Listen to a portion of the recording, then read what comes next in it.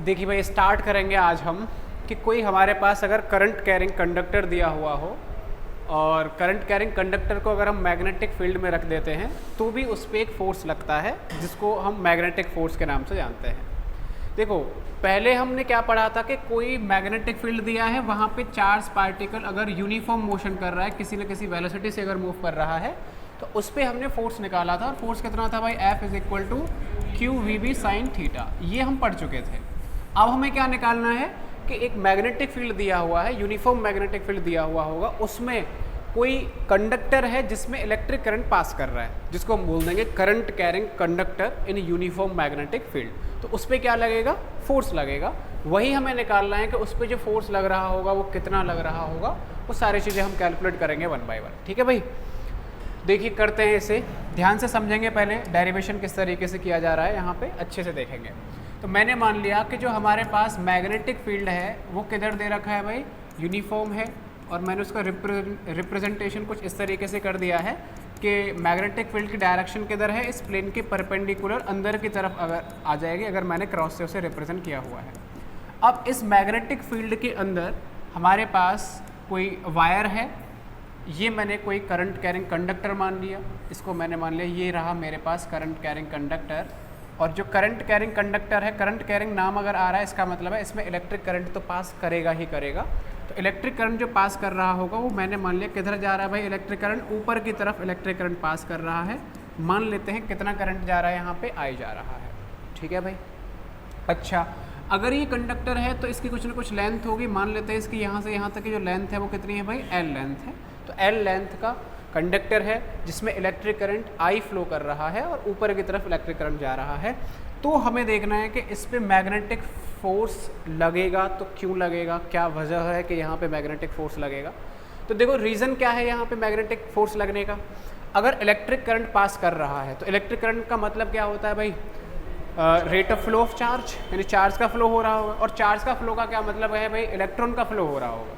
अगर electric current ऊपर जा रहा है, इसका मतलब है कंडक्टर के अंदर बहुत सारे क्या होंगे भाई? इलेक्ट्रॉन्स होंगे, फ्री इलेक्ट्रॉन्स होंगे। तो आई की वैल्यू अगर ऊपर की तरफ जा रही है तो जितने भी यहाँ पर फ्री इलेक्ट्रॉन्स होंगे उन फ्री इलेक्ट्रॉन्स की डायरेक्शन किधर मिलेगी भाई? नीचे की तरफ मिलेगी। यानी सभी फ्री इलेक्ट्रॉन्स किधर जा रहे होंगे?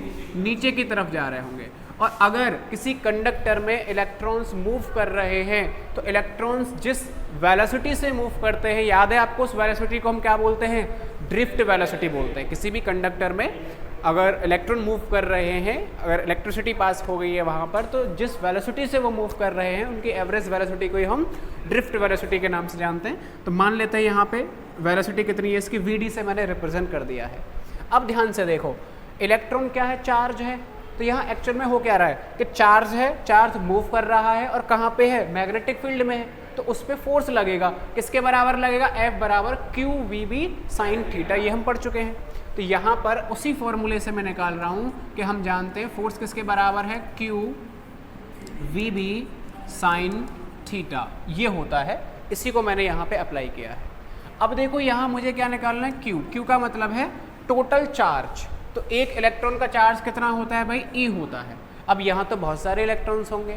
मान लेते हैं मैंने कि टोटल जो नंबर ऑफ इलेक्ट्रॉन्स हैं वो कितने हैं भाई? एन के बराबर है। तो टोटल चार्ज कितना आ गया? एन ई आ गया। वी यानी वेलोसिटी है। वेलोसिटी कितनी है भाई? ड्रिफ्ट वेलोसिटी, वी डी से रिप्रेजेंट कर दिया है। Magnetic field, uniform magnetic field दिया हुआ है, बी से मैं उसे रिप्रेजेंट कर देता हूँ इधर। तो यहाँ पे मैग्नेटिक फील्ड आपको बी दिया हुआ है। और साइन थीटा अगर मैं यहाँ अप्लाई करूँ, वैसे फिलहाल की कंडीशन में, इस कंडीशन में तो देखो बी किधर है? अंदर की तरफ है और वी की तरह नीचे है, तो 90 नज़र आ रहा है। लेकिन मैं अगर जनरल बात करूं, हमेशा तो ऐसा नहीं हो सकता कि कंडक्टर हमेशा परपेंडिकुलर ही हो उसके। कंडक्टर उसके अलग अलग एंगल पे भी हो सकता है, किसी भी एंगल पे हो सकता है। तो अभी मैं यहाँ थीटा मान के ही कर रहा हूँ, है ना? 90 पुट नहीं कर रहा हूँ मैं, थीटा मान के यहाँ पर चल रहा हूँ आगे तक। ठीक है भाई, क्योंकि जनरल फॉर्मूला हमें निकालना है। तो n e v d into में क्या आ रहा है हमारा? बी साइन थीटा आ रहा है। अब एन का मतलब क्या होता है भाई? हमारा number of electrons, total number of electrons ही है। तो मैं एक बार लिख देता हूँ कि यहाँ जो एन है वो क्या है? Total number of electrons in conductor, ये है। अब मैंने मान लिया कि let small n is the number of electron per unit volume. क्या माना मैंने कि स्मॉल n जो है वो क्या है, नंबर ऑफ इलेक्ट्रॉन्स पर यूनिट वॉल्यूम। यानी स्मॉल n को मैं क्या लिख सकता हूँ, स्मॉल n बराबर नंबर ऑफ इलेक्ट्रॉन्स पर यूनिट वॉल्यूम, ऐसे करके लिखा जाएगा। तो कैपिटल N की जगह मैं यहाँ से क्या लिख सकता हूँ, कैपिटल N बराबर आ जाएगा स्मॉल n इंटू में क्या मिलेगा भाई, V मिल जाएगा। और V क्या है यहाँ पे, वॉल्यूम है। V क्या है यहाँ पे, वॉल्यूम है। और जो V वॉल्यूम है, V जो वॉल्यूम है, इस वॉल्यूम को मैं क्या लिख सकता हूँ, क्रॉस सेक्शनल एरिया इंटू में length, cross sectional area into में लेंथ। यानी कि जो स्मॉल जो कैपिटल N आ रहा है उसकी जगह मैं क्या लिख सकता हूँ, स्मॉल n इंटू में AL। ये मैं कैपिटल N की जगह लिख सकता हूँ। और इस कैपिटल N की जगह अगर मैं पुट करूँ तो F देखो कितना मिल जाएगा, स्मॉल n AL और E है, VD है, B इंटू में क्या मिलेगा भाई, साइन थीटा। यहाँ तक क्लियर है भाई आप सभी को? कुछ भी नहीं किया, बस सीधा सा मैंने फॉर्मूला अप्लाई किया है। हम जानते हैं मैग्नेटिक फोर्स कितना लगता है भाई, चार्ज पार्टिकल पे अगर यूनिफॉर्म मैग्नेटिक फील्ड में मूव कर रहा है, F बराबर क्यू भी साइन थीटा लगता है। चार्ज कितना है, इलेक्ट्रॉन से, बहुत सारे फ्री इलेक्ट्रॉन से, तो एक इलेक्ट्रॉन का चार्ज E होता है। मान लिया कितने इलेक्ट्रॉन्स हैं, कैपिटल N है, तो N से मैंने मल्टीप्लाई कर दिया है। अब मान लिया मैंने कि पर यूनिट वॉल्यूम में इलेक्ट्रॉनों की संख्या कितनी है, स्मॉल n है, तो स्मॉल n किसके बराबर आ जाएगा, capital N upon V। V volume है, वॉल्यूम की जगह हम क्या लिख सकते हैं, AL लिख सकते हैं। यानी कैपिटल N की जगह क्या लिख दिया मैंने, small n A into L। ये वैल्यू मैंने यहाँ पुट कर दी है, तुरंत आपको ये मिलेगा। अब क्या करना है, अब हमें ये करना है कि यहाँ पे तो इलेक्ट्रिक करंट I पास कर रहा था। क्या पास कर रहा था, I पास कर रहा था। अब आपको क्या रिलेशन याद है, मैंने तीसरे चैप्टर में पढ़ाया था कि relation between electric current and drift velocity. आपको याद है कि इलेक्ट्रिक करंट और ड्रिफ्ट वेलोसिटी के बीच में क्या रिलेशन होता है, I is equal to NEA VD। भाई कितने बच्चों को ये याद है कि I किसके बराबर होता है, NEA VD। इलेक्ट्रिक करंट वाले चैप्टर में मैंने ये पढ़ाया था, डायरेक्ट रिलेशन बताया था, relation between electric current and drift velocity. तो I is equal to NEA VD। क्या आपको ऊपर NEA VD दिख रहा है, देखो NEA VD दिख रहा है, बिल्कुल सीधा सीधा। तो इस NEA VD की जगह मैं क्या लिख सकता हूँ, I लिख सकता हूँ। चलो तो लिख देते हैं भाई। तो क्या मिलेगा, F बराबर ILB साइन थीटा। तो ILB साइन थीटा, ये हमारे पास में फॉर्मूला आ गया। आप इसी फॉर्मूले को याद रख सकते हो, ILB साइन थीटा। और इसे अगर आप वेक्टर फॉर्म में लिखना चाह रहे हो तो आप इसे ऐसे लिख सकते हैं कि F बराबर IL vector cross B vector. F बराबर IL vector cross B vector. तो इस तरीके से हम इस फोर्स के फॉर्मूले को निकाल लेंगे। ठीक है भाई। तो ये फॉर्मूला कब अप्लाई करना है, जब यूनिफॉर्म मैग्नेटिक फील्ड के अंदर करंट कैरिंग कंडक्टर दिया हुआ हो। तो दो फॉर्मूले हैं और दोनों का अच्छे से पता होना चाहिए। पहला कौन सा है, F बराबर QVB साइन थीटा, और दूसरा कौन सा है, F बराबर ILB sine theta. QVB sign theta वाला मैं पढ़ा चुका हूँ, उसके स्पेशल केसेस हम पढ़ चुके हैं सारे के सारे। और ये आज नया फॉर्मूला आपके सामने है। ये तब लगाना है जब कंडक्टर में इलेक्ट्रिक करंट पास कर रहा होगा, तो हमारे पास ये फॉर्मूला आ चुका है। ठीक है भाई। अब यहाँ पे भी स्पेशल केसेस बना सकते हो। कैसे बना सकते हो कि थीटा की वैल्यू 0 हो जाए या 180 हो जाए या 90 हो जाए, तो क्या क्या फोर्स की वैल्यू आ रही होगी। तो देख लेते हैं भाई स्पेशल केसेस। क्या कर रहे हैं हम, स्पेशल केसेस। स्पेशल केस के अंदर सबसे पहले आएगा हमारा केस फर्स्ट। और केस फर्स्ट क्या है भाई, if theta is equal to 0 degree. अच्छा, ये जो थीटा है वो किस किस के बीच का एंगल है, थीटा किस किस के बीच का एंगल है, वेलोसिटी तो यहाँ है ही नहीं।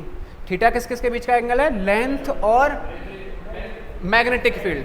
जो कंडक्टर है, कंडक्टर किस उसमें रखा हुआ है, उसकी लेंथ और मैग्नेटिक फील्ड के बीच का एंगल है ना, इन दोनों के बीच का एंगल है। तो अगर थीटा की वैल्यू 0 डिग्री है, 0 डिग्री का मतलब समझ रहे हो आप, 0 डिग्री का मतलब क्या होगा, 0 डिग्री का मतलब होगा कि जिस डायरेक्शन में मैग्नेटिक फील्ड है उसी डायरेक्शन में कंडक्टर रहा होगा, कंडक्टर रखा हुआ होगा। जैसे मैग्नेटिक फील्ड अगर इधर है, अंदर की तरफ है, तो यहाँ पे जो कंडक्टर है वो भी कैसे लेटा हुआ होगा, उसी डायरेक्शन में इस तरीके से होगा। और इस कंडीशन में थीटा में क्या बोल दूंगा भाई, 0 बोल दूंगा। और इसमें अगर मुझे f निकालना है तो f कितना होता है, ILB साइन थीटा, और साइन 0 मिलेगा। साइन 0 तो 0 ही होता है। तो इस कंडीशन में फोर्स कितना मिल जाएगा भाई, 0। यानी अगर कंडक्टर मैग्नेटिक फील्ड की डायरेक्शन में ही लेटा हुआ है तो उस पर फोर्स कितना लगेगा, 0 लगेगा। ठीक है भाई, उस पर कोई भी फोर्स नहीं लगेगा। अच्छा, केस सेकंड की बात कर लेते हैं।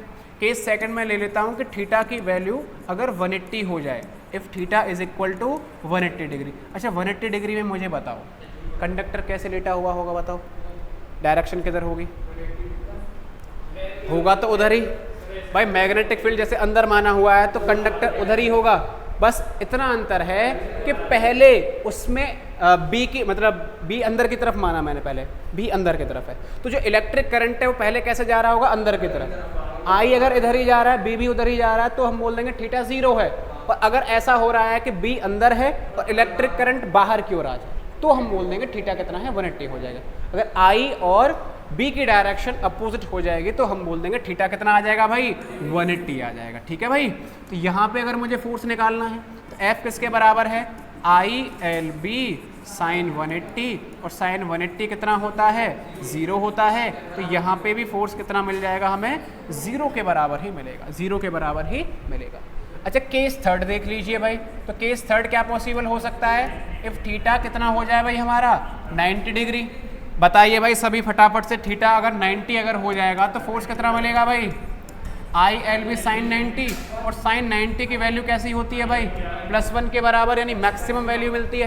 तो यहाँ पे फोर्स कितना मिल जाएगा, प्लस आई एल बी के बराबर मिलेगा, यानी इस कंडीशन में मैक्सिमम फोर्स मिलेगा। कैसा फोर्स मिलेगा, मैक्सिमम। और ये याद रखना है आपको, क्वेश्चन ऐसे आ जाते हैं कि मैक्सिमम फोर्स लग रहा है। अब मैक्सिमम फोर्स लगने का मतलब बच्चे पता ही नहीं कर पा रहे हैं कि मैक्सिमम फोर्स कितना लग रहा है। तो आप फटाफट से फॉर्मूला लिखोगे, I L B sine theta होता है, और साइन थीटा की मैक्सिमम वैल्यू कितनी हो सकती है, +1 हो सकती है। और साइन थीटा की मैक्सिमम +1 कब होगी, जब थीटा 90 होगा। तो 90 होगा तो मैक्सिमम वैल्यू मिल जाएगी, यानी मैक्सिमम फोर्स कितना लगेगा, आई एल बी के बराबर लगेगा। क्लियर है, इस तरीके से आप स्पेशल केसेस को कर सकते हो। अच्छा, ये तो फॉर्मूला तब है जब कंडक्टर कैसा हो, एकदम स्ट्रेट जैसा कंडक्टर दिया हुआ हो, तो आप इस तरीके से निकाल सकते हैं। अगर कंडक्टर स्ट्रेट ना दिया हुआ हो, जनरली ऐसे क्वेश्चन कंपटीशन में बहुत अच्छे से पूछे जाते हैं, नीट वगैरह में, मेंस वगैरह में कई सारे क्वेश्चन आए हैं, तो उस चीज़ को और देख लीजिए। एक आध बार बोर्ड में भी पूछा गया क्वेश्चन है, अगर कंडक्टर स्ट्रेट ना हो और उसमें इलेक्ट्रिक करंट पास कर रहा है, देन मैग्नेटिक फोर्स आपसे पूछा जाए तो हम किस तरीके से निकालेंगे। ध्यान से देखना भाई, मैंने मान लिया क्वेश्चन एक दिया हुआ है हमारे पास में कि मैग्नेटिक फील्ड आपको दे रखा है, इस तरीके से रिप्रेजेंट कर रखा है, और यहाँ पे जो बी की डायरेक्शन है वो अंदर है और यूनिफॉर्म मैग्नेटिक फील्ड है, बी से आपने रिप्रेजेंट कर दिया है। और आपको जो कंडक्टर है वो कुछ इस तरीके से दिया है, ऐसे करके जो है ये है, यहाँ से यहाँ तक। तो ये आपको कंडक्टर दिया हुआ है और इसमें इलेक्ट्रिक करंट कितना पास कर रहा है भाई, आई करंट जो है पास कर रहा है, किसी से कनेक्टेड होगा, मैंने अभी यहाँ तक मान लिया है। और यहाँ से ये पॉइंट ए है और ये पॉइंट बी है, और ए और बी के जो बीच की डिस्टेंस आपको दे रखी है, ये वाली जो डिस्टेंस दे रखी है, ये वाली जो डिस्टेंस दे रखी है, ये आपको कितनी दे रखी है, एल दे रखी है।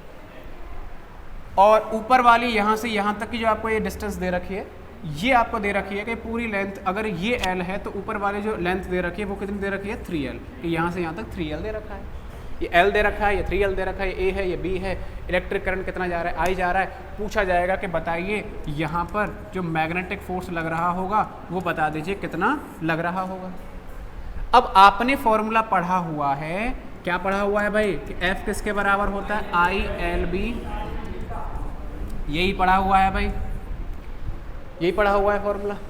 अब देखो I आपको I के बराबर ही दे रखा है, ओके। L बताओ, L में कितना पुट करूं, 3L पुट करूं कि L पुट करूं, क्या आना चाहिए, L कितना आना चाहिए, 3L आना चाहिए कि L आना चाहिए। बस यहीं पे थोड़ा सा सोचना है कि ये जो वायर है ना, ये पूरा का पूरा जो लेंथ है घुमा फिरा के जो रखा हुआ है, इसकी लेंथ आपको नहीं लेनी, आपको लेनी है कि दोनों जो एंड पॉइंट हैं उनके बीच का सेपरेशन कितना है, यानी L इफेक्टिव लेना है आपको। इसीलिए आप इस फॉर्मूले में हमेशा ऐसे करके याद रख सकते हो कि L इफेक्टिव लगाना है। इफेक्टिव यानी दोनों एंड पॉइंट के बीच का जो मिनिमम शॉर्टेस्ट जो लेंथ होती है, एक तरीके से शॉर्टेस्ट डिस्प्लेसमेंट जो होता है एक तरीके से, वो वाला लेना है आपको, इफेक्टिव लेंथ लेनी है। और इफेक्टिव लेंथ यहाँ पर किसके बराबर मिलेगी भाई, L लेना है, ना कि 3L। बी तो बी ही है और साइन 90 ही मिलेगा। 90 को मिलेगा, बी अंदर है और ये इस प्लेन में है तो 90 डिग्री पे पड़ा हुआ है। साइन 90 की वैल्यू कितनी हो जाती है भाई, 1 हो जाती है, यानी एफ कितना मिलेगा यहाँ पे, आई एल बी के बराबर ही मिल जाएगा। समझ गए, आई एल बी के बराबर मिल जाएगा। अगर मैं यहाँ पे लूप जैसा बना दूँ, ऐसे करके बना दूँ, लूप जैसा बना दूँ और बोल दूँ कि यहाँ पे इलेक्ट्रिक करंट कितना जा रहा है भाई, आई जा रहा है, क्या इस पर कुछ मैग्नेटिक फोर्स लगेगा अगर लूप हो जाए तो? एल इफेक्टिव तो कितना हो जाएगा इसमें, 0। तो एल इफेक्टिव अगर 0 हो गया इसका मतलब है मैग्नेटिक फोर्स कितना लगेगा, 0 लग जाएगा। समझ रहे हो? अगर सेमी सर्कुलर रिंग दे दी जाए, ऐसा क्वेश्चन पूछा गया है कि एक सेमी सर्कुलर रिंग जैसा दे रखा है, कंडक्टर है, सेमी सर्कुलर टाइप में है, तो इसमें पता है एल इफेक्टिव कितना आएगा, इसके डायमीटर के बराबर आ जाएगा। किसके बराबर आ जाएगा, डायमीटर के बराबर। समझ गए ना? तो ऐसा कभी भी क्वेश्चन आ जाए तो आप जो है इन्हें कर लेना, ठीक है? ओके, तो आगे करते हैं। ये तो हमारा फोर्स का फॉर्मूला हो गया। अब अगला जो है हमारा वो क्या है, force between two parallel conductors carrying conductor, carrying force between two parallel, उल्टा लिख दिया है भाई, force between two parallel conductors, सही है, सही है, तो सही है, टू पर करंट कैरिंग कंडक्टर, हाँ ठीक है, मैं कुछ उल्टा सोच गया था। देखो भाई, दो कंडक्टर्स हैं और दोनों कंडक्टर्स कैसे हैं, पैरेलल हैं, और दोनों कंडक्टर जो पैरेलल हैं उनमें क्या जा रहा होगा, इलेक्ट्रिक करंट पास कर रहा होगा। ध्यान से समझना, अच्छा कंसेप्ट है और इंपॉर्टेंट भी लिख लेना, यहाँ से जनरली पूछे जाते हैं बोर्ड के अंदर, तो क्वेश्चन बहुत पूछे गए हैं। तो दो कंडक्टर हैं, दोनों कंडक्टर पैरेलल हैं, यूनिफॉर्म मैग्नेटिक फील्ड के अंदर दोनों को, मतलब मैग्नेटिक फील्ड नहीं, बस वैसे ये कंडक्टर है और उसमें इलेक्ट्रिक करंट दे रखा है। मैं दिखा देता हूँ किस तरीके से होगा। जैसे एक कंडक्टर ये हो गया, इसमें मैंने मान लिया कितना करंट जा रहा है, I1, और एक उसी के पैरेलल दूसरा कंडक्टर दिया हुआ होगा, इसमें मैंने कितना मान लिया भाई, I2। दोनों में इलेक्ट्रिक करंट जा रहा है, हो सकता है सेम डायरेक्शन में हो सकता है अपोजिट डायरेक्शन में हो, करंट किधर भी हो सकता है। अभी मैंने सेम डायरेक्शन मान लिया कि सेम डायरेक्शन में जा रहा है, लेकिन पैरेलल हैं, दोनों ही पैरेलल हैं, तो उनके बीच का कुछ ना कुछ सेपरेशन तो होगा ही होगा भाई। तो सेपरेशन कितना आ गया भाई इनका, डी सेपरेशन मैंने मान लिया कि डी सेपरेशन आपको दिया हुआ है, I1 I2 दे रखे हैं। तो जब इस तरीके से दो पैरेलल वायर्स दे दिए जाएं जिनमें इलेक्ट्रिक करंट पास करता है, तो हमने क्या देखा कि उनके बीच में भी एक फोर्स लगता है, और जो फोर्स लगता है वो अट्रैक्टिव या फिर रिपल्सिव तरीके का फोर्स लग सकता है। वो डिपेंड करेगा करंट की डायरेक्शन क्या क्या है। आपने सुना होगा कि बहुत हाई स्पीड में चलने वाले ट्रेन्स होती हैं जापान वगैरह में, वो ट्रेन्स जो होती हैं वो पटरी से वो होती है ना, ट्रेन की जो पटरियाँ होती हैं उस पटरी से वो ऊपर की ओर उठ जाती हैं। मतलब आप इमेजिन करो, पटरी से ऊपर चल रही है ट्रेन, उस पर टच ही नहीं है, ज़मीन पे टच ही नहीं है जो ट्रेन है, वो उस पर ऊपर की ओर उठ के ही चल रही है ट्रेन। तो वो किस तरीके से ऊपर की ओर उठती है, वो इसी कंसेप्ट पे होता है। कंसेप्ट पे कैसे होता है भाई, जैसे दो पैरेलल वायर्स हैं और उन दोनों पैरेलल वायर्स के अंदर अगर मैं सेम डायरेक्शन में इलेक्ट्रिक करंट फ्लो करवा दूं, तो उन पे जो है फोर्स लगता है अपोजिट डायरेक्शन में, यानी रिपल्सिव नेचर का। ये वाला इस पे फोर्स इधर लगा रहा होगा, ये वाला इस पे फोर्स इधर लगा रहा होगा, यानी दोनों वायर्स एक दूसरे से कैसे जाएंगे, दूर दूर चले जाएंगे। लेकिन अगर इनमें इलेक्ट्रिक करंट अपोजिट डायरेक्शन में होता तो जो है अट्रैक्टिव फोर्स लगता है, और अट्रैक्टिव फोर्स की वजह से दोनों वायर्स कैसे आ जाते हैं, पास पास आ जाते हैं। अभी मैं फोर्स की डायरेक्शन निकालना सिखाऊंगा, सब कुछ सिखाऊंगा, बस समझा रहा हूँ अभी, है ना। तो सेम डायरेक्शन में इलेक्ट्रिक करंट होता है तो रिपल्सिव फोर्स लगेगा, अपोजिट डायरेक्शन में तो अट्रैक्टिव फोर्स लगेगा। और इसी कंसेप्ट के ऊपर होता है कि जैसे जो पटरियाँ हैं उनमें इलेक्ट्रिक करंट फ्लो करवा दिया जाता है, और जो ट्रेन होती है, ट्रेन का जो नीचे वाला पोर्शन होता है उसमें इलेक्ट्रिक करंट फ्लो करवा देते हैं। और दोनों में इलेक्ट्रिक करंट किस डायरेक्शन में करवाते हैं, सेम डायरेक्शन में करवाते हैं। दोनों में क्या लगेगा, रिपल्सन होगा, और रिपल्सन की वजह से वो ट्रेन पूरी की पूरी ट्रेन क्या हो जाती है, ऊपर की ओर उठ जाती है। आप इमेजिन करके देखो कितना ज़्यादा हैवी फोर्स लगा होगा कि पूरी की पूरी ट्रेन ऊपर उठ चुकी है, जिसमें पैसेंजर्स वगैरह सब कुछ हैं, है ना, कितने सारे पैसेंजर्स भरे हुए हैं, और पूरी की पूरी ट्रेन उठ जाती है ऊपर। और ऐसा करने से फ़ायदा क्या होता है भाई, फ़ायदा ये होता है फ्रिक्शन ख़त्म भाई, कांटेक्ट खत्म, फ्रिक्शन खत्म, और फ्रिक्शन खत्म होते ही आप क्या दे सकते हो, उस ट्रेन को बहुत ज़्यादा हाई स्पीड दे सकते हो। तो इतनी ज़्यादा स्पीड से लेके जा सकते हो कि बहुत ही कम से कम जो हमारी ट्रेन ज़मीन पे चल के जितनी ट्रैवल करती है तो उससे जो है कई गुना कम टाइम के अंदर जो है अब वो ट्रैवल की जा सकती है डिस्टेंस जो है ना। तो ऐसा पॉसिबल हो चुका है, ये पॉसिबल हो चुका है, ऐसा संभव है कि ट्रेन जो है ऊपर की ओर ही बिना टच किए जो है पॉसिबल है कि चल सकती है वो पूरी की पूरी।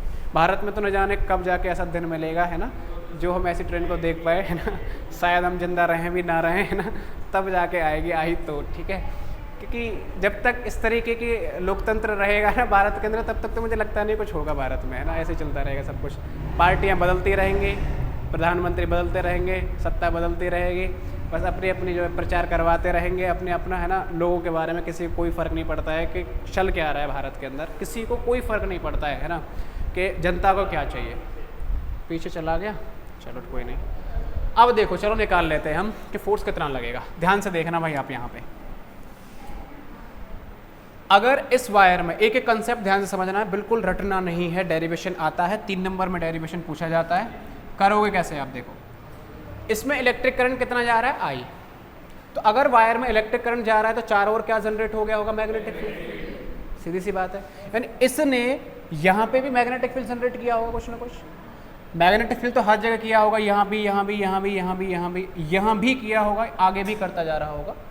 और सिमिलरली मैं ऐसा भी कह सकता हूँ कि इस वायर ने भी मैग्नेटिक फील्ड जनरेट किया होगा अपने चारों ओर, तो इसके द्वारा यहाँ मैग्नेटिक फील्ड जनरेट हुआ होगा और इसके द्वारा यहाँ पे मैग्नेटिक फील्ड जनरेट हुआ होगा। दोनों मैग्नेटिक फील्ड जनरेट कर रहे होंगे।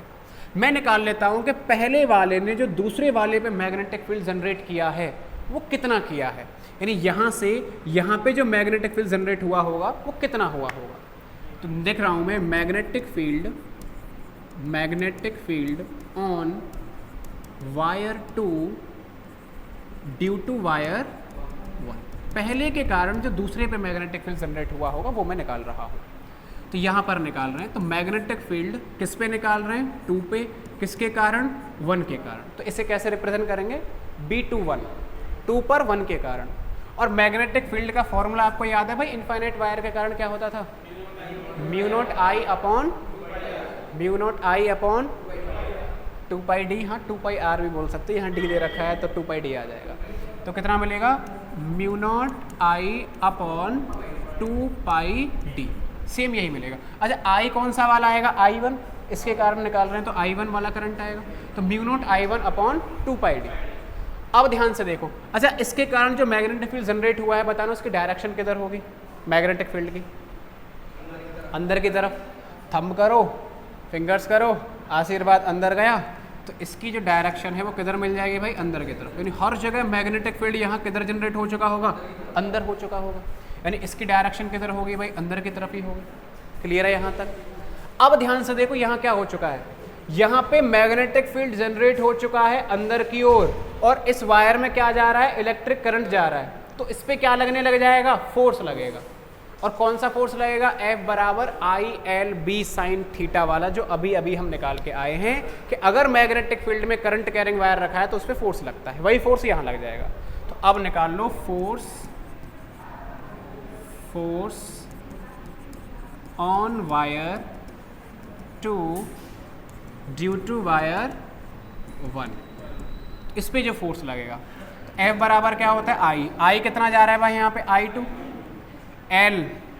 L में लेंथ इसकी L ही मान लेता हूँ, कुछ फाइनाइट लेंथ मान लेते हैं, ILB, B कौन सा आएगा, B21 साइन थीटा, थीटा तो कितना मिलेगा 90, इसकी वैल्यू कितनी होगी 1 हो जाएगी।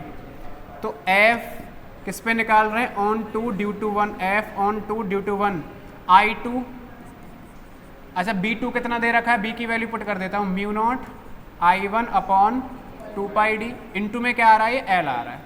तो हमारे पास इसी को मैं थोड़ा सा सजा के लिख रहा हूँ, F21 बराबर mu naught I1 I2 upon 2 पाई डी, इनटू में क्या आ रहा है, L। तो ये हमें फोर्स का फॉर्मूला निकल के आता है, फोर्स ऑन 2 ड्यू टू 1 कितना आ जाएगा, mu naught I1 I2 upon 2 पाई डी इंटू L।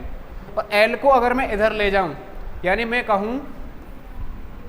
कहूँ कि force on wire 2, force on wire 2, force per unit length, force per unit length on wire 2 on wire 2 due to wire 1। Per unit length अगर पूछ लिया जाए तो length को हम इधर ले जाएंगे, तो क्या मिल जाएगा, F अपॉन L बराबर mu naught I1 I2 upon 2 पाई डी।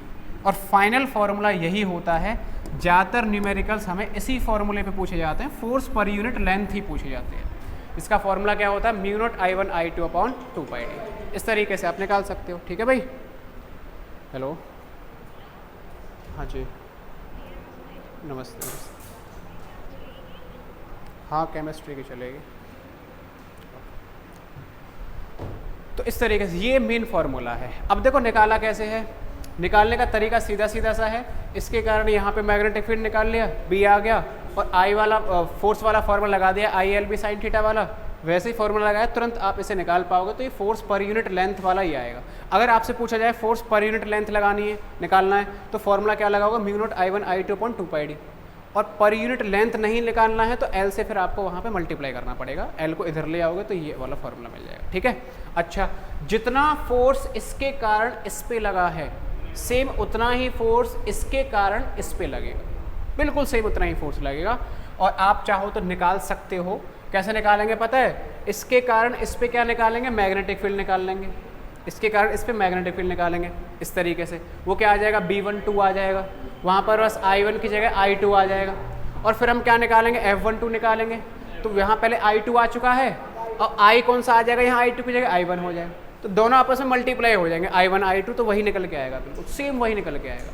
तो ये वाला इस पे किधर फोर्स लगाता है, इस तरफ फोर्स लगाता है, और ये वाला इस पे फोर्स किधर लगाता है भाई, इस तरफ फोर्स लगाता है। तो ये हमें फोर्स यहाँ पर जो है इस तरीके से निकल के आती है। ठीक है भाई, इस तरीके से हम फोर्स निकाल सकते हैं। तो ये हमारा फोर्स का फॉर्मूला निकल के आ जाएगा, आप इसे निकाल सकते हो आराम से।